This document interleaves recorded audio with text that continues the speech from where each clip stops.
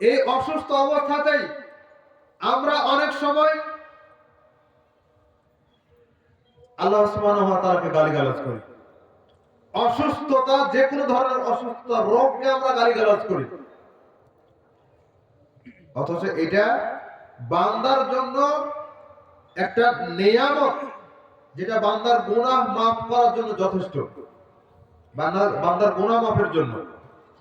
আমরা মনে করি যে একটা মানুষ সুস্থ অবস্থায় মারা গেছে মানে যে ও ঝামেলা ছিল না, অসুস্থ হয়নি, বিছানায় পড়েনি, চলে গেছে, কারো কোনো কষ্ট হয়নি, আল্লাহর মাল আল্লাহ নিয়ে নিয়েছে। এটা আমরা মনে করি না অনেকে? রাসূল সাল্লাল্লাহু আলাইহি ওয়াসাল্লাম বিরোধিতা করেছেন।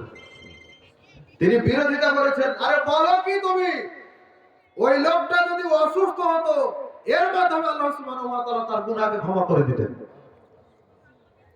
তাহলে আপনি খুশি হচ্ছেন, কিন্তু ওই লোকটার অসুস্থতার মাধ্যমে গুনাহ মাফ হতো, আর আপনি সুস্থ অবস্থায় চলে যাওয়াতে আপনি খুশি হলেন, তাহলে আপনি তার উপকার করলেন? আপনি তার জন্য দোয়া করেন, আমি বলছি না যে তার অসুস্থতা কামনা করেন, কিন্তু এই যে কথাটুকু আপনি বলছেন, এই কথা থেকে ফিরে আসতে হবে, এই কথা থেকে ফিরে আসতে হবে। অসুস্থতার ক্ষেত্রে বিশুদ্ধ আকীদা আপনাকে আমাকে রাখতে হবে। রাসূল সাল্লাল্লাহু আলাইহি ওয়াসাল্লাম বলেন, মা আনজালাল্লাহু দাআন ইল্লা আনজালাল্লাহু দাওয়ান। আল্লাহ সুবহানাহু ওয়া তাআলা পৃথিবীতে এমন কোন রোগ সৃষ্টি করেননি যেই রোগের তিনি ঔষধ নাযিল করেননি। এমন কোন রোগই আল্লাহ সৃষ্টি করেননি। তা আমরা যে জানি যে ক্যান্সারের কোনো অ্যানসার নাই, ক্যান্সারের কোনো চিকিৎসা নাই, তো চিকিৎসা নাই মানে ডাক্তার বিজ্ঞানী তারা বের করতে পারেনি, এটা তাদের ব্যর্থতা, কিন্তু আল্লাহ নাজিল করেছেনই করেছেন। আল্লাহ নাজিল করেছেন, আমি পাইনি, এটা আমার ব্যর্থতা, আপনি পাননি, সেটা আপনার ব্যর্থতা, কিন্তু আল্লাহ সুবহানাহু ওয়া তাআলা সেটার চিকিৎসা দিয়েছেন। আজকে পাওয়া যায়নি, হয়তো 5 বছর পরে পাওয়া যাবে, 10 বছর পরে পাওয়া যাবে, কিন্তু পাওয়া যাবেই যাবে। আল্লাহ যেটা রোগ নাজিল করেছেন সেটার ঔষধও নাজিল করেছেন। এই আকীদা আপনাকে আমাকে রাখতে হবে। দ্বিতীয় কথা হচ্ছে, সারা পৃথিবীর যত চিকিৎসক, যত বিজ্ঞানী, যত ডাক্তার রয়েছে, সবার প্রতি আল্লাহ সুবহানাহু ওয়া তাআলা এটা একটা চ্যালেঞ্জ, এটা একটা চ্যালেঞ্জ যে তুমি পাওনি কিন্তু আল্লাহ দিয়েছেন, তুমি পাওনি এটা তোমার ব্যর্থতা, কিন্তু তোমার সময়েই কেউ না কেউ তো পাচ্ছে। সবাই যে পেয়ে যাবে এমনটা নয়, কেউ পাবে আর তারটা নিয়েই কাউকে চালাতে হবে। 2 নম্বর হচ্ছে, রোগ হচ্ছে তাকদীরের একটা অংশ, এটা আপনাকে আমাকে মানতে হবে, এটা মানতে হবে। কেমন?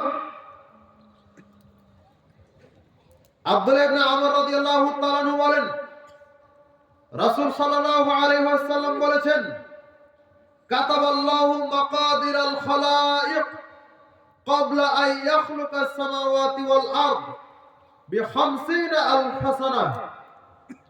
আল্লাহ সুবহানাহু ওয়া তাআলা আকাশ মণ্ডলী এবং জমিন সৃষ্টি করার 50,000 বছর পূর্বে তিনি তাকদীর লিপিবদ্ধ করে দিয়েছেন।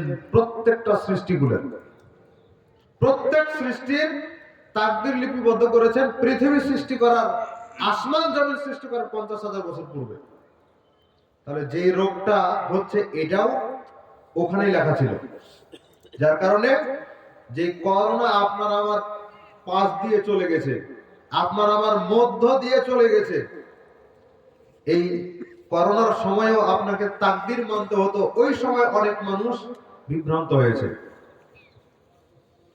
রাসূল সাল্লাল্লাহু আলাইহি ওয়াসাল্লামের হাদিসের বাস্তবতা, তিনি বলেছেন, মানুষ নি'মাতানি মাগবুনুন ফীহিমা কাসীরুম মিনান নাস, দুইটা নিয়ামত রয়েছে, যে দুইটা নিয়ামতের ব্যাপারে মানুষ গাফেল, অধিকাংশ মানুষই গাফেল।